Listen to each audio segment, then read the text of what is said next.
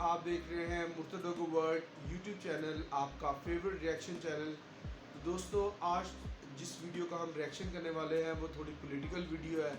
और आपको पता है वर्ल्ड पॉलिटिक्स में बड़ी गर्मा गर्मी चल रही है। यूक्रेन वॉर के बाद, यूक्रेन रशिया के बाद बहुत ज़्यादा जो है वो हालात डिफरेंट हो रहे हैं।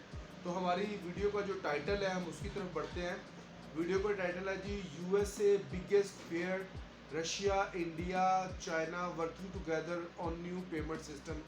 तो देखते हैं जी कि क्या न्यू पेमेंट सिस्टम है। तो वीडियो स्टार्ट करते हैं, काउंटडाउन स्टार्ट करते हैं, 1 2 3 लेट्स स्टार्ट।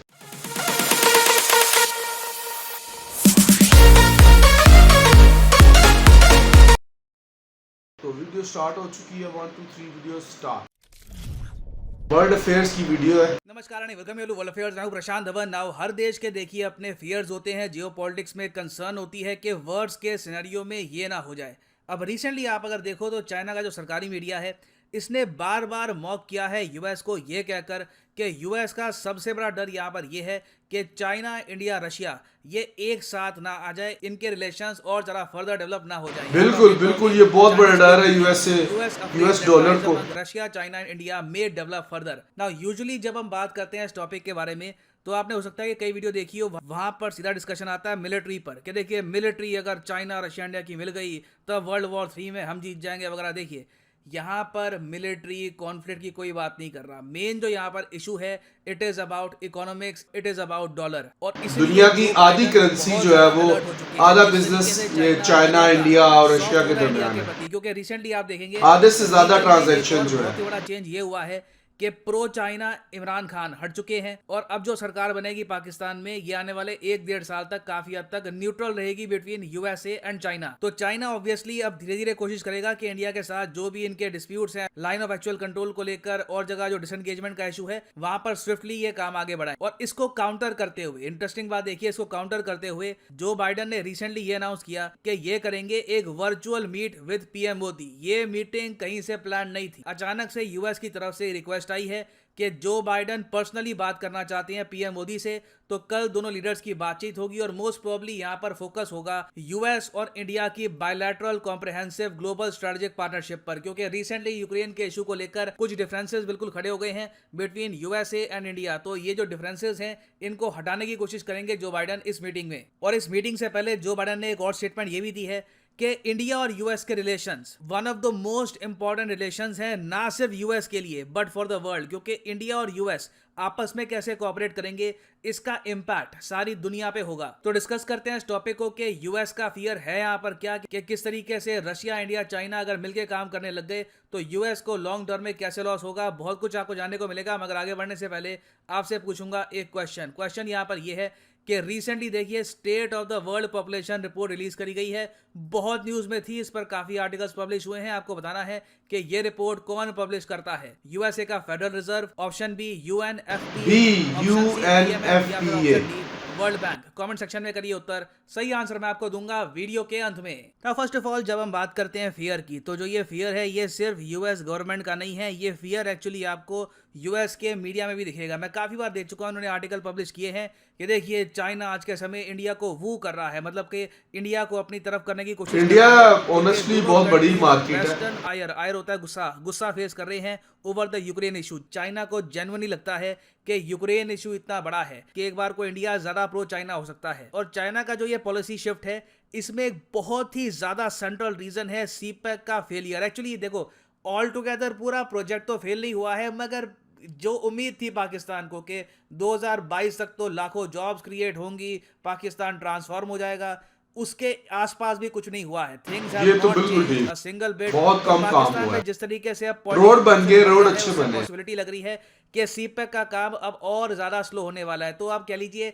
चाइना का पहले जो एक अट्रैक्शन था पाकिस्तान की तरफ कि ये कंट्री है, इसको हम यूज करेंगे इंडिया को काउंटर करने के लिए, पाकिस्तान इनका आयरन ब्रदर है, ये जो आप कह लीजिए अट्रैक्शन थी चाइना की पाकिस्तान की तरफ, ये भी काफी हद तक कम हुई है। और ये बात ऑब्वियसली यूएस भी समझता है और जो बाइडेन ऑब्वियसली ये तो बिल्कुल नहीं चाहेंगे कि ऑलरेडी इनकी विदेश नीति में इतने सारे जो ब्लंडर हो चुके हैं उसमें एक मेगा ब्लंडर ये और ऐड कर दे कि इंडिया यूएस के रिलेशंस बैकवर्ड चलने स्टार्ट हो जाएं इनकी प्रेसिडेंसी के अंडर। क्योंकि यूएस का सबसे बड़ा डर यहाँ पर यह है कि इंडिया चाइना के साथ मिलकर जो डिजिटल युआन है इसको प्रमोट करना ना स्टार्ट कर दे। देखो इन द फ्यूचर क्या इससे होगा, डॉलर को बहुत डॉलर नुकसान अगर होगा। एक करेंसी टक्कर देने वाली है वो होगी डिजिटल युआन। ऑलरेडी कई देश है वो कह रहे हैं कि इंटरनेशनल ट्रेड ये डिजिटल युआन से करना पसंद करेंगे क्योंकि यहाँ पर ट्रांजैक्शंस करना काफी हद तक इजी है। और सिंस दुनिया में आज भी बहुत ही चीजें चाइना मैन्युफैक्चर कर रहा है तो इससे चाइना के साथ ट्रेड करने में भी काफी आसानी होगी। यूएस को आप अगर देखो तो इनके पास खुद का डिजिटल डॉलर अभी तक आया नहीं है और यूएसए की जो ट्रेजरी सेक्रेटरी है इन्होंने भी ओपनली कह दिया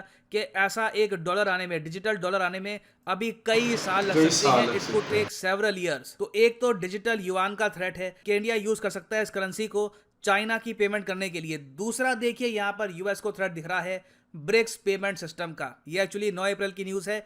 Russia calls for integrating BRICS payment system. Russia ने रिसेंटली ये कहा है कि इंडिया का जो पेमेंट सिस्टम है यूपीआई, उसके अलावा रशिया का जो पेमेंट सिस्टम है मिर, चाइना का जो पेमेंट सिस्टम है, इवन साउथ अफ्रीका, ब्राजील के भी जो पेमेंट सिस्टम्स हैं इनको हम कर देते हैं इंटीग्रेट और एक ब्रिक्स पेमेंट सिस्टम हम बना देंगे। ये एक बहुत ही ज्यादा अलार्मिंग न्यूज़ है वेस्टर्न कंट्रीज के लिए, प्राइमरली यूएस के लिए।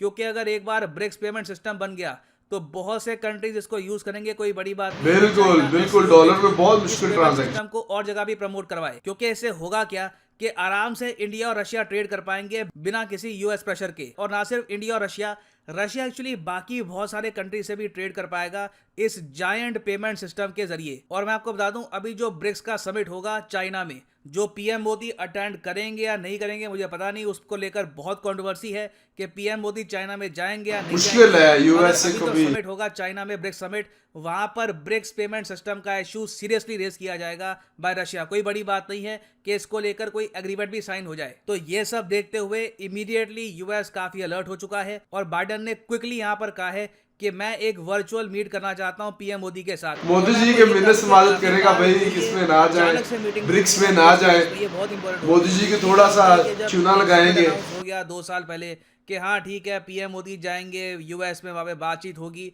उसमें काफी बार कई डिस्कशंस पहले ही हो चुके होते हैं। तो उस एक्चुअल मीटिंग में बस साइन ही होता है, कुछ ज्यादा एक नए आइडिया डिस्कस नहीं किए जाते। मगर जब आप सडनली एक मीटिंग कॉल करते हो, अब जब आप सडनली कहते हो कि नहीं फोन कॉल पर भी बात नहीं करनी, we need to talk virtually, चलिए बातचीत करते हैं दोनों लीडर्स, तो डेफिनेटली बहुत ही इंपॉर्टेंट इश्यूज यहाँ पर डिस्कस होंगे। और कहीं ना कहीं चाइना का सरकारी मीडिया हवा में बात नहीं कर रहा है। यूएस में जेन्युइनली एक फियर है कि इंडिया रशिया और चाइना के साथ थोड़ा सा टिल्ट ना हो जाए, एटलीस्ट बिल्कुल हमारी साइड से निकल ना जाए। नहीं है, मगर जो बाइडेन खुद ये नहीं चाहेंगे कि इनके टेन्योर में एक और बड़ा ब्लंडर शामिल हो जाए कि देखिए इंडिया ने रशिया चाइना का जो पेमेंट सिस्टम था ब्रिक्स पेमेंट सिस्टम, इसको ज्वाइन कर लिया। तो यह आप कह लीजिए बाइडेन की प्रेस्टीज, ईगो, रेपुटेशन, जो भी वर्ड आप यूज करना चाहते हैं उसका सवाल है। और बाइडेन अपनी तरफ से पूरी कोशिश करेंगे कि इंडिया ज्यादा यहाँ पर टिल्ट ना हो जाए towards Russia and China. Now वापस आते हैं अपने एमसीक्यू की तरफ। मैंने आपसे ये पूछा था कि कौन सा इंस्टीट्यूशन है तो बी है या डी है state of the world population report. तो सही उत्तर इसका है option B is the right answer. मैंने बिल्कुल देखा है। यूएनएफपीए क्या होता है?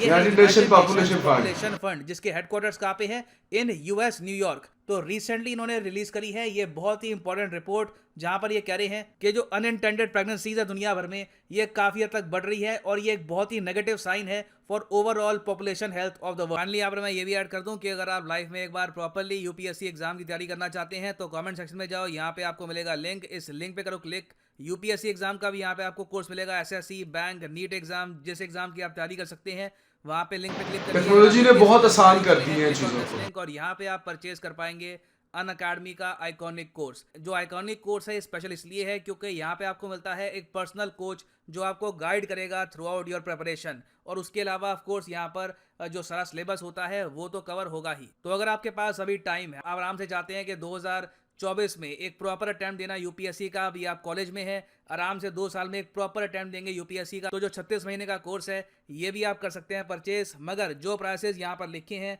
पे करने की आवश्यकता नहीं है, सिंपली यहाँ पर यूज करिए कोड PD10 और प्राइसेस गिरना शुरू हो जाएंगे। यहाँ पे आप देखेंगे the prices will start falling once you use the code PD10। So use the code and save money. So इसी नोट के साथ ये है वीडियो का अंत। Thank you for listening and as always God bless you all. PD 10% discount. तो अपनी product भी सेल कर दी है वीडियो में, साथ ही साथ है वर्ल्ड फेयर ने। तो वीडियो ऑलमोस्ट ख़त्म होने वाली है। ले तो दोस्तों वीडियो ख़त्म हो चुकी है वर्ल्ड फेयर की। ले तो दोस्तों बिल्कुल USA को बहुत ज़्यादा ख़तरा है कि ये जो ब्रिक्स पेमेंट सिस्टम है between China, Russia, south Africa, India और बहुत से कंट्रीज इसमें शामिल हो जाएंगे, क्योंकि इनके दरमियान पेमेंट्स ट्रांजैक्शन करना बड़ा डिफ़िकल्ट है। और अमेरिका को ज़ाहरी तौर पर ख़तरा है कि उसके डॉलर बहुत ज़्यादा डिस्टर्ब होने वाला है अगर ये इंडिया इसमें शामिल हो जाता है। इंडिया आपको पता है दुनिया की तीसरी बड़ी पॉपुलेशन है, तीसरी बड़ी, चौथी या पांचवी बड़ी इकोनॉमी है और 130 करोड़ लोगों की आबादी है। तो बहुत इंपॉर्टेंट कंट्री है जी इस हवाले से। तो इस तरह तो चाइना के दरमियान जो डिस्प्यूट है वो भी ख़त्म हो जाएंगे और रशिया, इस तरह ये खिता और डेवलप होगा।